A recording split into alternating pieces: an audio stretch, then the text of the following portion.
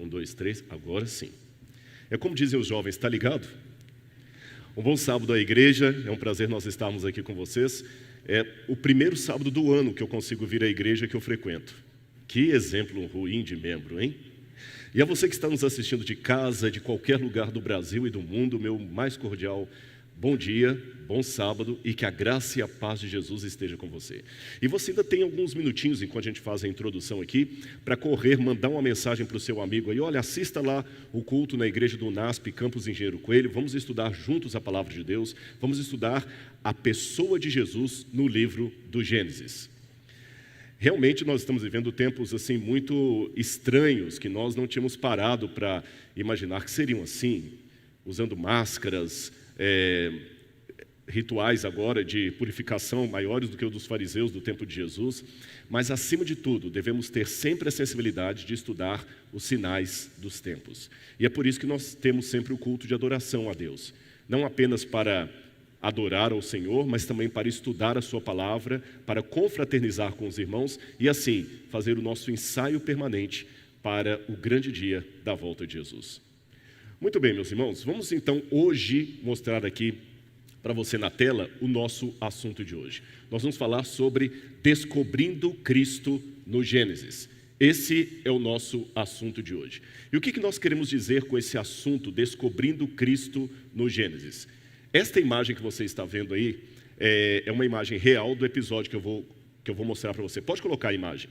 Esse é o falecido Dr. Ravi Zacarias, um dos maiores apologetas cristãos que nós conhecemos, e do lado está um jovem ateu que o abordou numa palestra. Agora eu vou contar essa história para você. O Dr. Ravi Zacarias estava dando uma palestra numa universidade, e ali havia vários acadêmicos, estudantes e muitos hostis à ideia de cristianismo, de Bíblia, de teologia. E no momento de perguntas e respostas, um rapaz veio até o microfone, pegou o microfone e falou assim: olha, doutor Ravi Zacarias, eu sou cientista para começo de conversa, e como cientista nós já sabemos que a ciência já provou que o mundo vem por uma evolução das espécies, a ciência já provou que não precisamos de Deus para a criação, a ciência já provou que nós temos as respostas para todos os dilemas existenciais humanos, a ciência já provou que a Bíblia não tem fundamento. Partindo disso, então, eu tenho a minha pergunta para fazer para o senhor. Como é que você reagiria quando alguém já vem com tal situação assim, tão empáfia, como dizem? Como você responderia? Antes de dar a resposta de Ravi Zacarias, eu não posso esquecer de dar um cumprimento todo especial aqui, e eu peço licença a você para poder abrir esse parênteses. Primeiro eu quero louvar a Deus por pertencer a uma universidade, um centro universitário, que além de procurar a excelência do ensino, também procura preparar os jovens para o reino dos céus. Não somos uma instituição proselitista, não. Muitos estudam aqui e entram não adventistas e saem não adventistas. Alguns entram ateus e saem não ateus. Mas na sala de aula temos a oportunidade também de dizer aquilo em que acreditamos. E o que nós acreditamos é mais do que simplesmente uma opinião, é algo que tem a ver com a vida eterna. E todo professor do NASP ou de qualquer escola confessional deve entender que a vida eterna para muitos alunos pode começar numa sala de aula, quem sabe na sua sala de aula. E é por isso que eu louvo a Deus pelo batismo aqui do Oliver. Eu pude cumprimentar a mãe dele ali, a alegria estampada nos olhos dela. E mesmo que eu não tive oportunidade de ser professor do Oliver, mas eu cumprimento aqui e quero mandar um abraço todo especial, porque eu sei que o senhor Adir, que é o avô do Oliver, está nos assistindo nesse momento. E eu gostaria de pedir ao senhor que, nas suas orações, coloque também todo o corpo de professores aqui, para que nós possamos testemunhar de Jesus para outros Olivers que estão entre nós, tá bem? Cumprimento feito, parênteses fechado, é hora agora de eu voltar para o episódio de Ravi Zacarias. Eu imagino que esse cientista que abordou o Ravi Zacarias estaria abominando numa instituição acadêmica como a nossa falarmos de criacionismo, de Bíblia e ainda festejarmos o batismo de um aluno do curso de Direito. Mas eu acho interessante, em primeiro lugar, que a provocação daquele jovem cientista, ela comete algumas falácias. A primeira delas é a falácia da totalidade. Nós, cientistas, já descobrimos, a ciência já descobriu. Deixe-me colocar alguma coisa para você aqui, como introdução, antes de eu entrar no texto bíblico. Ciência, enquanto autoridade, não existe. Enquanto entidade autoritativa, não existe. O que existem são homens e mulheres que trabalham com método científico e eles divergem entre si.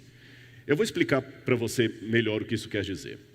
Por exemplo, eu não posso dizer que a pedagogia diz que, porque se eu falar a pedagogia diz que, há alguns pedagogos que são da linha de Montessori, outros pedagogos que são da linha de Paulo Freire, outros pedagogos que são da linha A, B, C, de Piaget, e às vezes eles discordam. Um pedagogo acha que o método de ensino mais eficaz é o X, enquanto o outro acha que é o Y. Mesmo no desenvolvimento das crianças, os pedagogos divergem. Então o que você pode dizer para ser fiel é: alguns pedagogos afirmam isto, e não a pedagogia afirma. Quando eu digo, por exemplo, a Igreja Católica é contra o aborto em todas as suas formas, esta é uma afirmação correta, ainda que você discorde dela. Por que ela é correta? Porque a Igreja Católica é uma instituição juridicamente constituída, com um quartel-general chamado Vaticano e um chefe da Igreja chamado Papa, que emite documentos oficiais que valem para toda a Igreja Católica em redor do mundo. Mesmo que haja católicos que discordem daquilo, a opinião oficial da Igreja existe. Agora, qual é o quartel-general da ciência? Qual é o Vaticano da ciência? Quem é o chefe mundial da ciência que pode emitir um documento em nome dela que todos são obrigados a consignar? Então, como você vê, não pode dizer assim, a arqueologia afirma isso, a teologia afirma isso, não. São pessoas com aquela área que afirmam. Então, aquele homem foi um pouco arrogante ao dizer para Ravi Zacarias: a ciência já provou que não é isso, que não é isso, que não é aquilo. Mas Ravi Zacarias, de maneira clássica, falou com ele: olha, há muitos expertos em ciência que discordam de você. E ele mostrou um texto desse autor aqui que eu quero mostrar para você. David Belinsky. David Belinsky escreveu um livro, eu li esse livro, A Ilusão do Diabo, The Devil's Delusion, e ele, curioso, ele é um agnóstico, ele não é um religioso. E ele mostra como o ateísmo, ele faz uma crítica séria ao ateísmo e às suas supostas pretensões científicas. Deixe-me mostrar para você aqui, num dos trechos de David Belinsky. Esse trecho que foi citado por Ravi Zacarias não está no livro que é a obra magna dele, mas está no seu site. David Belinsky, eu repito, é um cientista matemático conceituado de Oxford e ele é agnóstico, ele não é religioso, ele não acredita na Bíblia, ele não acredita na criação. Percebem? Então não estou apresentando um texto de um criacionista.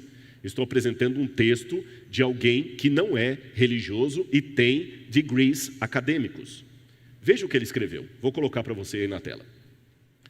Alguém forneceu prova da inexistência de Deus? Nem de perto. A cosmologia quântica explicou o surgimento do universo e por que ele está aqui? Nem de perto. Nossas ciências explicam que o nosso universo parece ser... Eu vou ter que descer um pouquinho aqui para poder ler. Pessoal, só um minutinho. Nossa ciência explica por que o nosso universo está ajustado para permitir a vida aqui? Nem de perto.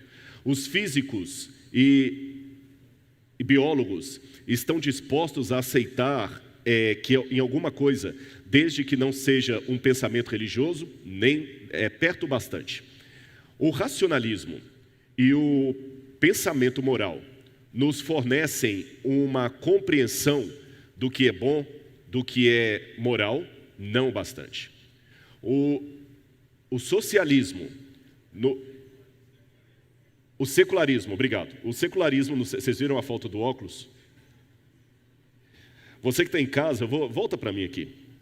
Eu quero contar para você um provérbio que não está em Salomão, mas se ele vivesse 2 anos a mais, ele escreveria, pensando já no tempo da internet. Aqui, quando você faz ao vivo, não tem tempo de editar, o provérbio salomônico seria mico. Aqui se faz, aqui se paga. E eu vou contar para a igreja um segredo. Eu agora estou usando uma lente de contato num olho. Só que justamente hoje eu não coloquei. É aquele negócio do olho de lince, né? Então eu vou fazer o seguinte, eu vou descer para ler calmamente para você que está em casa. Pode colocar na tela, por favor. Pode colocar na tela. David Belinsky, veja o que ele disse. Repito, agnóstico, que está ali bem perto do ateísmo. Alguém forneceu prova da inexistência de Deus? Nem de perto. A cosmologia quântica explicou o surgimento do universo ou por que ele está aqui? Nem de perto. Nossas ciências explicaram por que o nosso universo parece estar ajustado para permitir a existência da vida? Nem de perto. Os físicos e biólogos estão dispostos a acreditar em alguma coisa, desde que não seja um pensamento religioso? Perto bastante. O racionalismo e o pensamento moral nos forneceram uma compreensão do que é bom, do que é certo, do que é moral? Não bastante. O secularismo no terrível século XX foi uma força para o bem? Nem de longe. Existe uma ortodoxia estreita e opressora nas ciências? Perto o suficiente. Algo nas ciências ou sua filosofia justifica a alegação de que a crença religiosa é irracional? Nem mesmo no campo de apostas. O ateísmo científico é um exercício frívolo de desprezo intelectual? Com certeza, escreveu David Belinsky.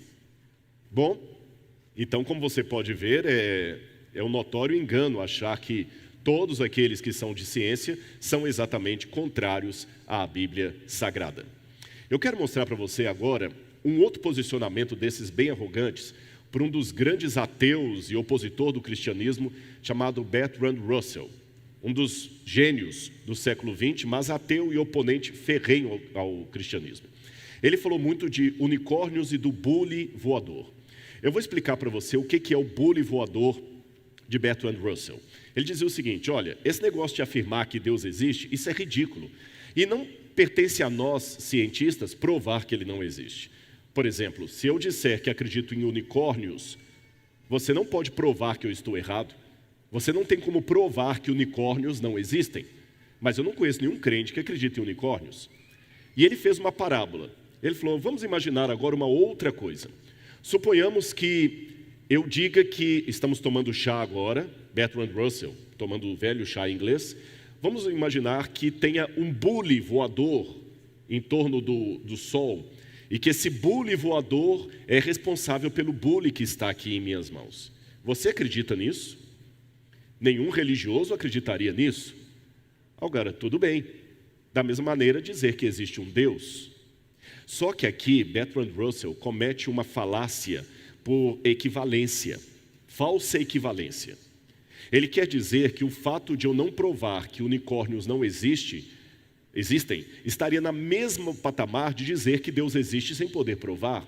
Mas isso, repito, é uma falácia. E o problema da falácia é que ela parece estar certa, ela tem elementos de verdade, mas está errada. Eu vou explicar numa comparação e você vai entender. Filhotes de gatinhos são felpudos e graciosos. Filhotes de cachorro também são felpudos e graciosos. Nem por isso eu posso dizer que cachorros são gatos. Perceberam? Todos os seres humanos igualmente sangram. Logo, todos os seres humanos são igualmente, o pleonasmo é proposital, igualmente iguais. Também isso está errado. Há pessoas que são diferentes umas das outras, embora sejam todos seres humanos. É esta falácia que ele comete ao equiparar a suposta existência de um bule voador à crença cristã em Deus. Eu vou colocar de novo na tela mais um texto para você entender. Preste atenção no que está aí. Bertrand Russell aplicava que desde que as ciências começaram ali na época de Galileu Galilei, século XVI, o método científico foi o mais implacado. E o método científico é aquele que nos permite falar de verdades científicas. E o método científico passa, grosso modo, por 4 etapas. E nós vamos ver as 4 etapas aqui. Você está vendo aí na sua casa, e o que você não está vendo aí, que eu estou abaixando aqui para poder não cometer o mesmo erro, e ler aqui para a igreja que está comigo. O método científico quer provar algo, então veja as etapas que é preciso atravessar para um método científico. Em primeiro lugar, observação. Olhe o mundo e perceba alguma coisa notável, digna de análise. Precisa ser um fato concreto. Você não vai fazer observação da unha encravada do pé da sua avó e querer que se torne uma tese de doutorado. Tem que ser algo notável, digno de análise. Depois que você faz essa observação, aí você é obrigado a fazer uma pergunta. Escreva uma pergunta sobre esse fato. Abro um parênteses para dizer aos alunos presentes ou que estão me ouvindo em casa que aproveitem essa dica para fazer o seu TCC. Por exemplo, o que é aquele fato? Quais são as suas causas? Aí o terceiro ponto, a terceira etapa, elabore uma hipótese. Baseando-se no conhecimento científico atual, imagine a provável resposta a essa pergunta. Aí, quarta etapa, faça uma experiência. Faça um teste em circunstâncias controladas. O resultado vai confirmar ou negar a sua hipótese. Aí a sua conclusão, sim ou não, em relação à sua premissa. Agora, vamos aplicar isto do lado de cá ao que nós vemos em redor. Primeiro ponto, observação. O que eu observo? A existência em si. O que eu percebo é que a existência foi começada, é temporal e contingente. Uma coisa depende da outra. Pode voltar aí, por favor. Segunda observação, a pergunta. A pergunta que eu faço, de onde veio tudo isso? Aí eu passo para a terceira hipótese. Baseando-se no conhecimento atual, que provável resposta eu posso dar para a existência? Bom, a resposta que eu posso dar é que tudo deve proceder de algo ou alguém, porque as coisas não surgem do acaso. Por que eu não tenho medo aqui? Pode voltar para mim. Por que eu não estou com medo aqui agora que um tigre se materialize no ar do nada e comece a atacar as crianças da igreja? É porque eu sei, como diziam os latinos, que ex nihilo nihil fit, do nada, nada se faz.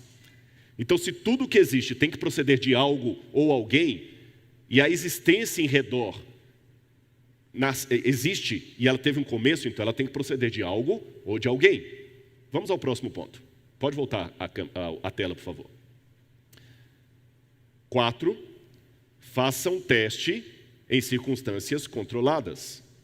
Realmente o que eu posso fazer como teste é esse. Eu percebo que do nada, nada se faz. Todos os testes que eu já fiz até hoje deram certo. Eu consegui provar que do nada, nada se faz. Então a conclusão que eu chego, racional, é que existe um causador, uma causa primeira, sem princípio, que causou tudo o que existe.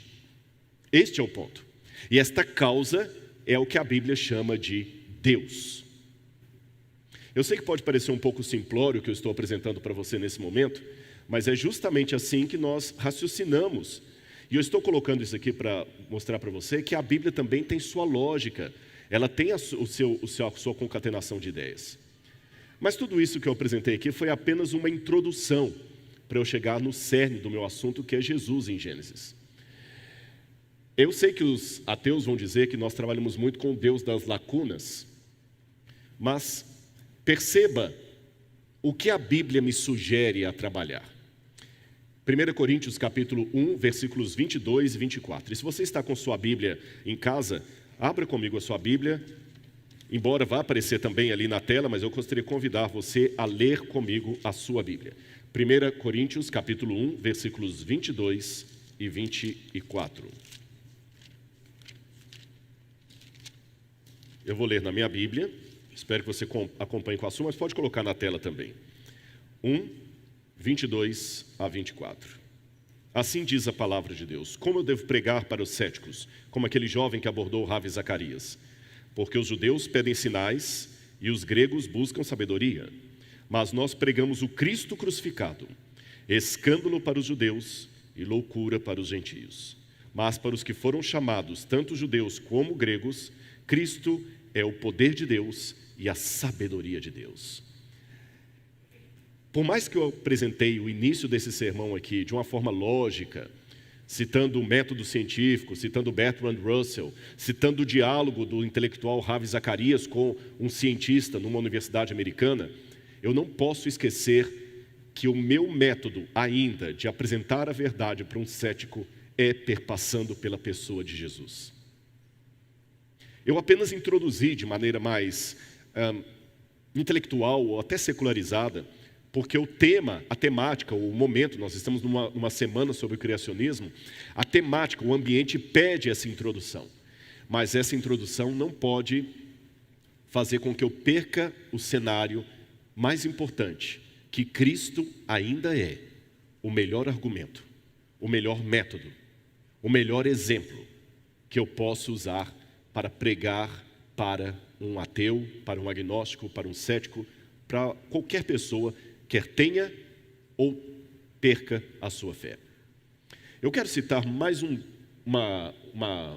um pensamento da autora Ellen White que me impressiona muito nesse sentido, e é por isso que eu sigo apresentando Jesus. Veja o que ela nos sugeriu. Discursos teóricos são essenciais para que as pessoas possam ver a cadeia de verdades, elo após elo, unindo-se em um todo perfeito. Mas nenhum discurso deve ser pregado sem apresentar Cristo e Ele crucificado como o fundamento do Evangelho. Ellen White aqui fez uma releitura da proposta de Paulo, muito oportuna para mim. Por isso que eu comecei esse sermão apresentando primeiro uma concatenação de ideias, lógica, mas eu não posso esquecer de apresentar a Cristo crucificado. Mesmo que pareça um escândalo para os judeus, uma loucura para os gregos, é esse Cristo que eu quero apresentar para você nesta manhã. Então você que está me assistindo em qualquer lugar do Brasil, do mundo, mesmo que você não estiver assistindo esse sermão ao vivo, mas numa gravação, deixe falar algo ao seu coração. Olha para mim aqui agora. Fique comigo até o final. Deixe-me testemunhar de Cristo para você. Já que a ciência trabalha com resultados laboratoriais, agora no momento em que eu prego isto, vários cientistas estão procurando uma vacina para o Covid. O que eles estão fazendo? Método científico. Estão colocando elementos no laboratório para ver como que o vírus reage a tal substância, fazendo todo o protocolo, porque ciência trabalha com resultados, correto? E o que é a conversão, senão um resultado maravilhoso de transformação de uma vida? Então, por favor, fique comigo até o final. Deixe-me falar de Jesus para você. E para isso, eu queria mencionar aqui uma leitura cristocêntrica da Bíblia a partir do livro do Gênesis. Agora, você sabe que toda a Bíblia é uma preparação para a vinda do Cristo. Os judeus têm uma forma de estudar a Bíblia, os judeus antigos, chamado Midrash. Midrash significa uma releitura de toda a Tanakh, da Torá, da Bíblia Sagrada, das Escrituras, a partir da ótica do Messias que eles estavam esperando. Então o que eu quero propor para você aqui é pregar de ciência, de criação, mas fazendo essa ótica, através do Cristo. Onde estaria Jesus no livro do Gênesis? Você está vendo aí a imagem na sua casa, pode colocar, o Gênesis. O que ele me diria sobre Jesus? Como eu posso encontrar Jesus ali? Apenas uma advertência. Você está vendo aí uma imagem do que eu não estou pretendendo defender nessa manhã. Eu sei que há alguns sites de pessoas tentando achar supostas verdades criptografadas nas letras do Gênesis. Eu já vi muita gente falando disso aí. Por exemplo, quando diz em Gênesis, Bereshit bara Elohim et, essa palavra et, que não tem tradução em português, é a letra Aleph e a letra Tav, a primeira e a última letra do alfabeto hebraico. Então alguns falam, estão vendo? Ali já está falando que Cristo é o alfa e o ômega, a primeira e a última letra, o princípio e o fim, ou que no início ali estaria a casa do Filho de Deus, etc. Não, pode voltar para mim.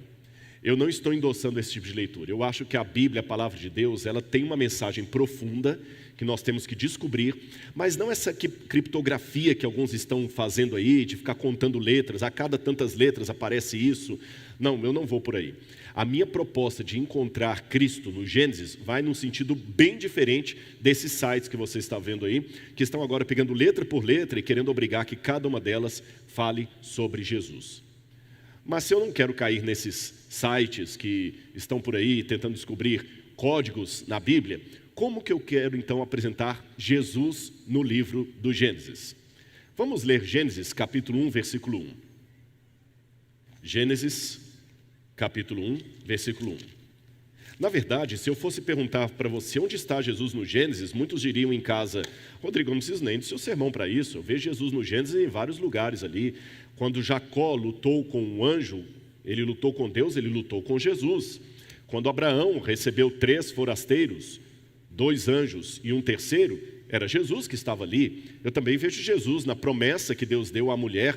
Jesus está no Gênesis de todos os lados, mas eu quero resumir um pouquinho. Onde estaria Jesus no primeiro capítulo do Gênesis? Ora, quando fala que Deus criou os céus e a terra, é Jesus criando. Mas onde estaria Jesus aqui no primeiro versículo? A Bíblia diz: no princípio criou Deus os céus e a terra. Onde estaria Jesus aqui? Eu quero convidar você nessa manhã para fazermos um passeio sobre a Bíblia Sagrada, sobre a estrutura do livro do Gênesis. Para começo de conversa, deixe-me apresentar uma hipótese que eu defendo, e pelo menos os colegas aqui que são teólogos, nós acreditamos na autoria mosaica do Gênesis. Eu sei que há outras interpretações, mas pelo menos aquela que eu adoto, acredita que o Gênesis foi escrito por Moisés no 15º século antes de Cristo, ou antes da Era Comum, como alguns preferem dizer. Moisés escreveu o Gênesis há mais ou menos 1450 anos antes de Cristo. Em outras palavras, eu tenho pelo menos 3.450 anos que esse livro foi escrito. Mas raciocine comigo um pouco, mesmo você que acredita que Moisés escreveu o Gênesis. Como você acha que Moisés escreveu o Gênesis? Aproveitando que eu estou com uma igreja aqui parcialmente cheia, porque pelo protocolo de segurança não podemos encher a igreja, eu pergunto aos irmãos que estão presentes aqui e a você que está em casa, você já parou para pensar como Moisés escreveu o Gênesis, como foi o original? Os alunos de teologia que estudam hebraico e decoram lá, Bereshit bara Elohim, será que Moisés escreveu naquele hebraico que você lê na Bíblia em hebraico? Eu vou mostrar para você uma coisa interessante. Olha aí a imagem que eu vou apresentar. Ali você tem uma figura do que poderia ser uma versão artística de Moisés. E do lado eu tenho as duas formas de escrita que estavam vigentes em seu tempo e em toda a sabedoria que ele foi criado. Moisés foi criado no Egito e evidentemente escrevia e falava em egípcio muito bem com a escrita hieroglífica, aquela escrita dos desenhos. A Mesopotâmia, por sua vez, tinha a escrita cuneiforme.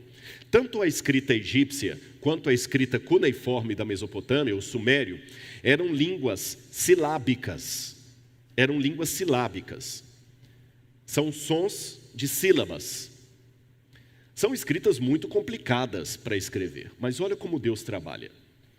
Moisés, quando estava no Egito, ele sabia que era o escolhido de Deus para tirar o povo de Israel do Egito. E o livro de Atos dos Apóstolos diz que ele foi treinado em toda a ciência e toda a sabedoria do Egito Antigo. Então Moisés entendia de matemática, ele entendia de astronomia, as pirâmides que já tinham sido construídas há séculos antes de Moisés nascer, tinham cálculos que Moisés certamente sabia fazer. E ele talvez se expressaria muito bem na língua dos egípcios.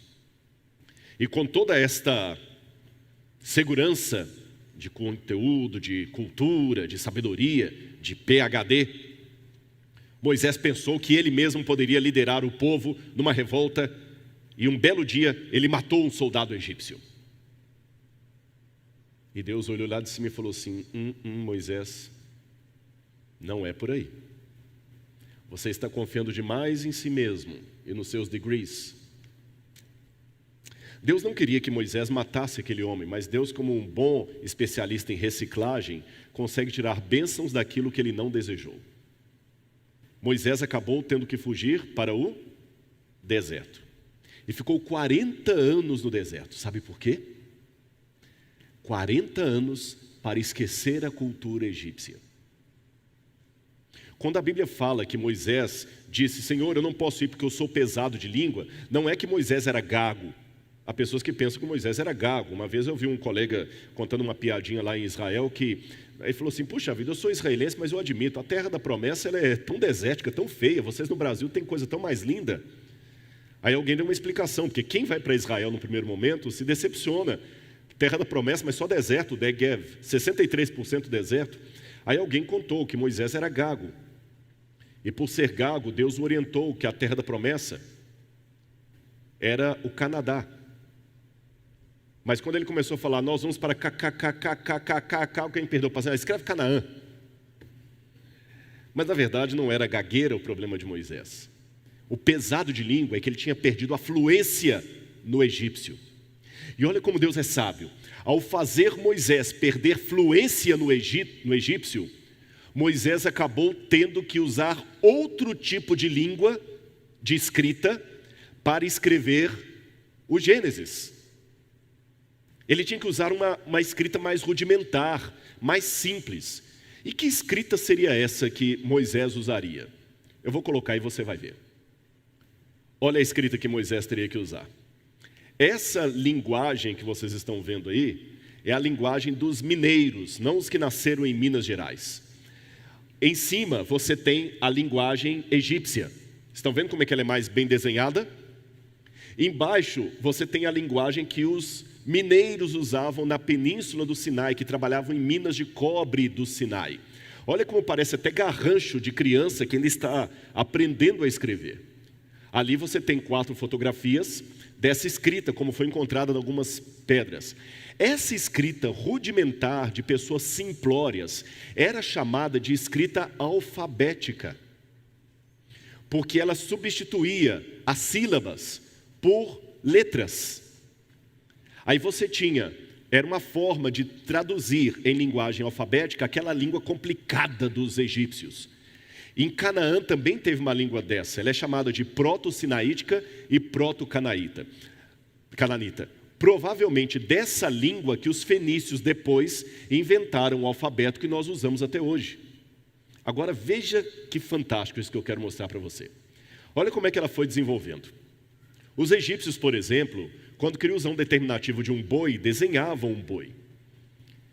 Mas olha como os trabalhadores das minas do Sinai, gente simples, rude, com quem Moisés convivia, não tinham condição de desenhar tão bem aquele boi dos egípcios, e eles queriam fazer uma língua para eles. Continue com a tela aí para você entender. Você sabe o que é onomatopeia? Onomatopeia é quando você imita o som de um animal. Volta para mim aqui. Por exemplo, você sabe que até onomatopeia varia de país para país. A gente fala no Brasil que cachorro late, a gente faz como? Uau, uau, uau, uau, uau. Cachorro americano não late assim. É vuf, vuf, vuf. Já viu historinha de criança que eles desenham? É assim, por exemplo, risada. Como é que a gente faz você está escrevendo um WhatsApp para a pessoa lá, como é que você faz a onomatopeia de uma risada? Em português. KKKKKK. Ou então RS, RS, RS, não é assim? Ou então au, au, au, né? Assim que nós imaginamos a risada. KKKKK. Sabe como é que eles imaginavam a risada em hebraico? Tsak, tsak, tsak, tsak, tsak, tsak. Para a gente kkkk, para ele é tsak, tsak, tsak, tsak. Agora da palavra tsak, vinha a palavra itzak. Itzak significa risada. Aí um belo dia, uma mulher incrédula das promessas de Deus, que falou que ela ia dar à luz, mesmo sendo idosa, ela riu, o nome dela era Sara. Por causa disso, Deus falou, o nome da criança será Itzak, significa risadinha. Perceberam? Agora, a gente aqui no Brasil, quando vai falar do som do boi, a gente fala assim, bu, bu ou mu. Só que se você for olhar a rigor, eu nunca vi uma vaca ou um boi fazendo assim, bu. As pessoas do Antigo Oriente Próximo imaginavam diferente. O som do boi não é mu, nem bu, é o. E essa letra o, bem gutural, eles usaram esse som gutural para fazer a primeira letra. Volta a imagem. Aí o que os egípcios desenhavam como um boizinho, o proto-sinaítico desenhou como um boi, para significar a letra O, que não é bem o nosso A, mas é um mais gutural, O. Aí, os fenícios pegaram esse boizinho, que significava um A, e continuaram desenhando o boizinho, só que um pouco mais para o lado e os chifrinhos parecendo, estão vendo? Simplificaram o desenho do boi, percebem? Aí vieram os gregos e fizeram o mesmo desenho dos fenícios, só que agora em pé, de ponta cabeça. E depois fizeram de maneira cursiva, virou a letra alfa. E aí os latinos vieram e transformaram essa letra no que a gente chama de A. Olha a evolução da letra. E é interessante até que essa letra, eles deram o nome de Aleph. E da palavra Aleph, vem a palavra Elef, que significa 1000, família, aprender ou ensinar. E a primeira letra do alfabeto hebraico, Aleph. Olha como é que era mais simples. Pode ser complicado para nós que não falamos, para eles era muito mais simplificado. Agora, vejam a ironia de Deus. Se Moisés houvesse escrito o Gênesis na língua complicada dos egípcios ou dos sumérios, nós precisaríamos esperar até o século XIX para poder ler o Gênesis. Porque só no século XIX que as línguas cuneiformes, que as escritas cuneiformes e egípcias foram decifradas. Somente nessa época, por Henry Rawlinson e François Champollion. Mas Moisés, orientado pelo Espírito Santo, escreveu o Gênesis numa língua de provincianos, no proto-sinaítico, numa língua alfabética. E graças a essa simplicidade de Moisés, orientada pelo Espírito Santo, nós não precisamos esperar até que Champollion viesse para que pudéssemos ler o livro do Gênesis. Nós podemos ler o livro do Gênesis porque a língua alfabética nunca deixou de ser usada. Vocês estão percebendo como é que o Espírito Santo trabalha de maneira maravilhosa? Mas vamos continuar ainda aqui. Olha que interessante isso para os professores. Uma das práticas que havia no antigo Israel é que, para incentivar as crianças a aprender essas letras do alfabeto, eles faziam bolos com o formato da letra e mandavam a criança falar. Quando ela acertava, ela tinha o direito de dar uma mordida no bolo. Então, numa época em que a comida tinha um valor significativo para a criança, ele errava, não podia comer o bolo. Mas se ele acertasse, ele podia dar uma mordida na letra. Aí você vê, coloca aí na tela, por favor, porque que várias vezes na Bíblia, em várias passagens, você tem a expressão de Deus mandando o profeta comer do livro sagrado. Tomei a tua palavra e a comi, ela me parecia mel na boca, porque esses bolos geralmente eram adoçados com mel. Mais outra coisinha que eu queria ensinar para você da língua antiga. Aquele número 1 ali é como os egípcios usavam para escrever a palavra casa, você lê per em egípcio. O número 2 é como o proto-sinaítico começou a usar o mesmo símbolo de maneira mais simples. E ele chamava de Beit, porque Beit é casa em hebraico. Só que eles não moravam em casas quadradas, eles moravam em tendas. Então, número 3, o Beit passou a ter o formato de uma tenda. Estão vendo ali? O triângulozinho. Depois ele acabou se transformando até virar a nossa letra B. Agora, essa mesma letra Beit é também a preposição de estar em. Volta para mim que eu vou explicar para você. A maior parte do dia ele passava na tenda. A tenda era o seu abrigo. Era na tenda que ele recebia os amigos. Era na tenda que ele dormia. Era a tenda que o protegia do vento, do sol quente. Então, o melhor lugar para estar é na tenda. Sendo assim, a palavra Beit, que virou a letra Beit, significa para ele estar em, uma preposição. Aí em hebraico eles transformaram isso numa preposição. Outra letra, a letra Resh. Eles escreviam no início como se fosse uma cabeça, porque Resh lembra Rosh, que é cabeça.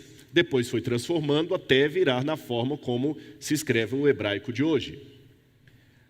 Agora os egípcios, quando iam falar da criação, eles começaram, pelo menos uma das versões, com a seguinte expressão que está em egípcio ali, para vocês, Zep, Tep, Je.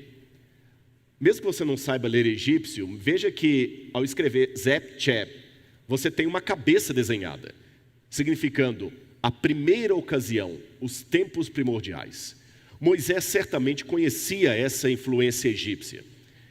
Ele estava acostumado a falar assim. Deixe-me dizer para você como é que o Espírito Santo inspirou a Bíblia Sagrada. A Bíblia é Deus falando com sotaque humano.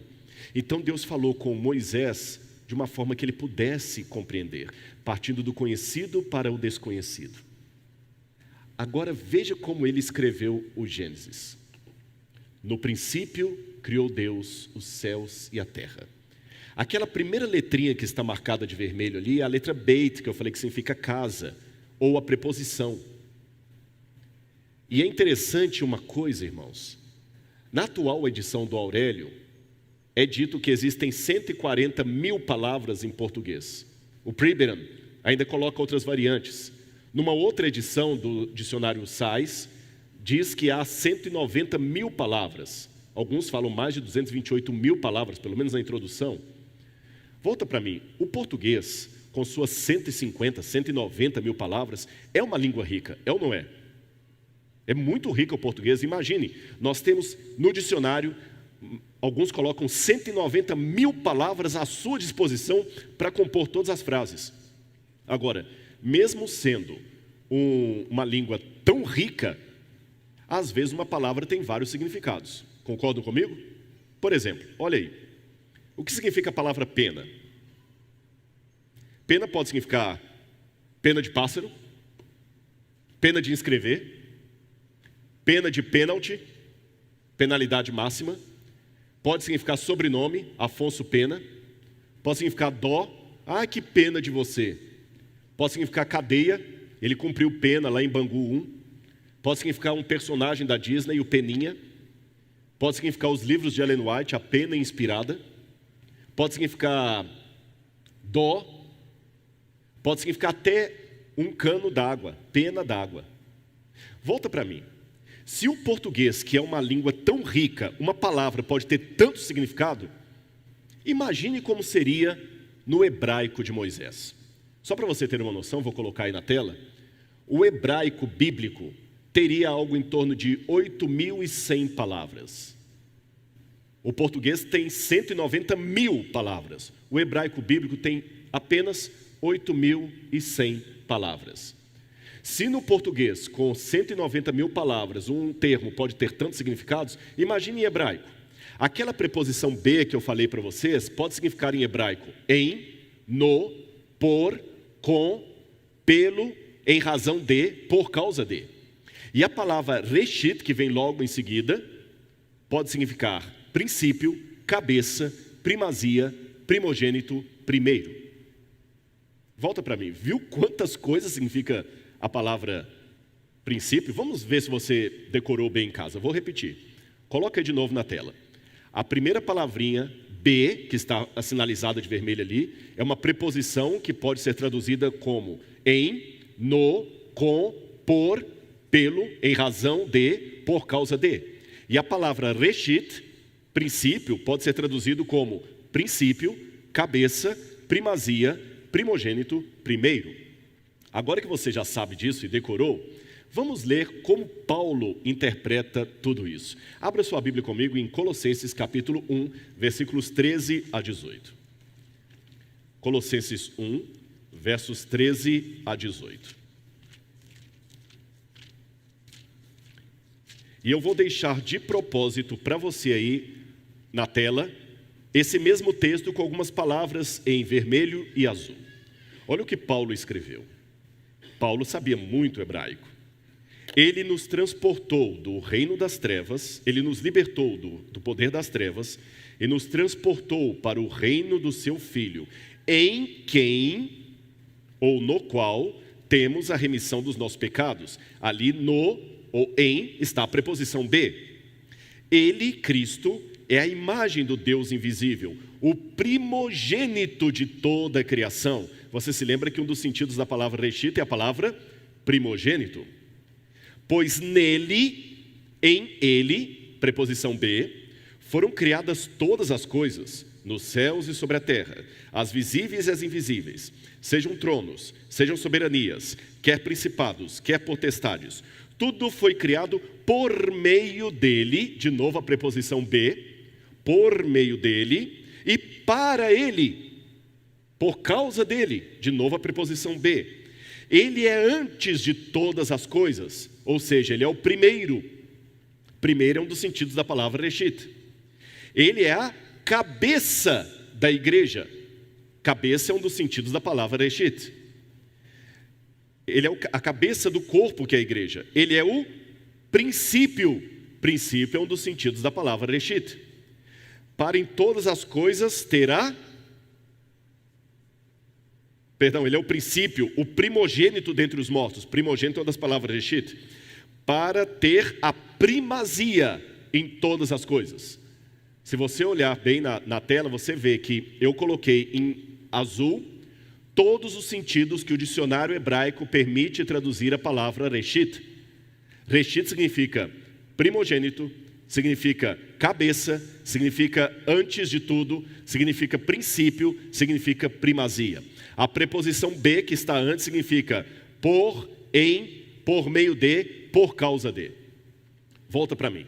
O que eu aprendo dessa leitura que Paulo faz do Gênesis? De acordo com Paulo, quando Moisés escreveu, no princípio criou Deus os céus e a terra, Moisés não estava falando apenas de um tempo, não era algo do tipo, era uma vez, no começo de tudo, não. Moisés não estava falando necessariamente de uma entidade temporal, de uma entidade espacial. Moisés estava falando de uma pessoa. Através de uma pessoa chamada princípio, Deus criou os céus e a terra. Por causa de uma pessoa chamada princípio, Deus criou os céus e a terra. Em uma pessoa chamada princípio, Deus criou os céus e a terra. Porque todos os sentidos hebraicos da palavra princípio, Paulo aplica a Cristo. Ele é o cabeça, ele é o primogênito. Todos os sentidos, tudo que você pode usar de termo para traduzir Reshit, Paulo aplica a Cristo. E é por isso que a Bíblia diz que Cristo é o princípio da criação de Deus, Apocalipse 3, verso 14. Em João capítulo 1, verso 1, no princípio era o verbo. Ele era o princípio. Também Marcos capítulo 1, versículo 1 diz, princípio do evangelho de Jesus Cristo. E Mateus capítulo 1, versículo 1 diz, livro do Gênesis, da genealogia de Jesus Cristo. O que eu aprendo com isso? Todos os autores do Novo Testamento liam o Antigo sob a ótica de Cristo, ou através dos óculos de Jesus Cristo. Esta é a leitura cristocêntrica. Agora, eu acho interessante o que disse um grande autor, que é um dos mais renomados especialistas na área de cosmologia, Sir James Jeans. Ele falou, quanto mais a ciência estuda o universo, nosso universo mais se parece com um religioso, ele se parece mais com um pensamento do que com um relógio. E uma das traduções para a palavra pensamento é a palavra logos. E Cristo é o logos, o pensamento de Deus. Você que está em casa, percebeu a leitura paulina de Gênesis 1, verso 1? É uma leitura pessoal. E o que isso significa? Quando Paulo lia o Gênesis, ele não lia apenas como um relato das origens. Ele lia como a história de alguém que ele conhecia pessoalmente, que apareceu para ele no caminho de Damasco, que o chamou. É assim que nós temos que ler a Bíblia. Todo aquele que se diz criacionista não pode ficar lendo a Bíblia apenas sob a ótica da ciência, da lógica, embora ela tenha o seu lugar, a concatenação de ideias, eu disse isso no início, mas eu tenho que ler através de Jesus, uma leitura cristocêntrica da Bíblia, através de alguém chamado Reshit.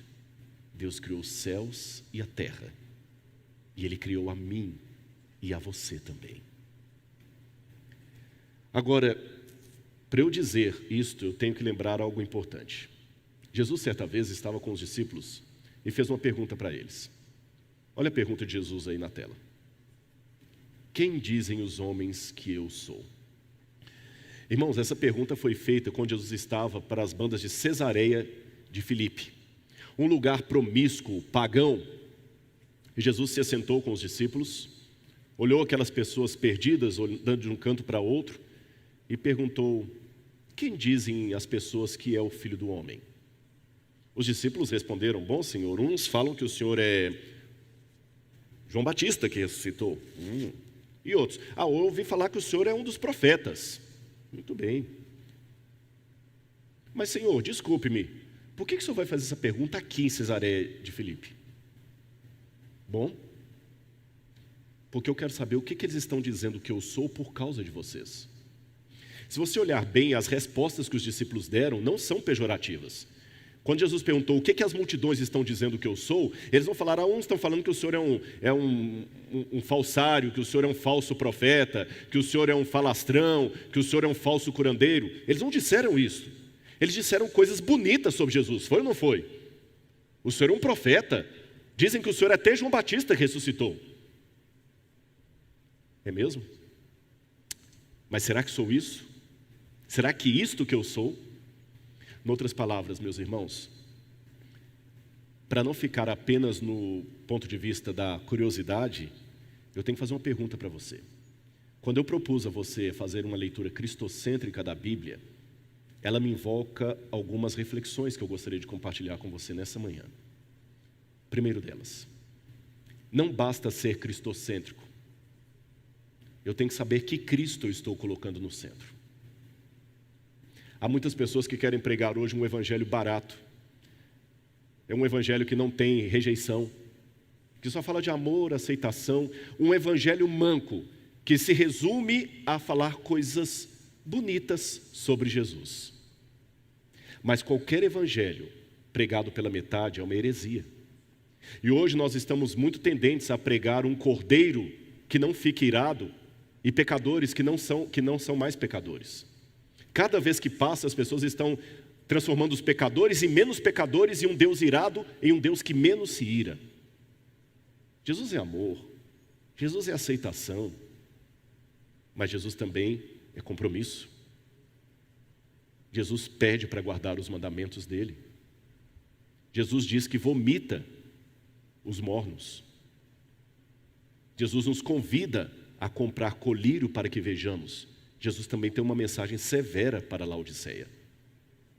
Não basta colocar Cristo no meio sem saber qual é o Cristo que eu estou colocando na minha mensagem. Um Cristo água com açúcar ou um Cristo completo das Escrituras, que ama a mulher pecadora, mas que também diz para ela, vá e não peques mais. Um Cristo que diz, eu sou o bom pastor, mas que também toma um chicote e repreende os que estavam fazendo coisas erradas na casa de Deus. Um Cristo que está mais interessado em salvar você do que uma mãe de tirar um filho de uma casa pegando fogo, mas que também trará o juízo e o fogo para aqueles que rejeitarem a sua graça. No princípio criou Deus os céus e a terra. Este é o retrato, a fotografia de alguém que me ama, que ama você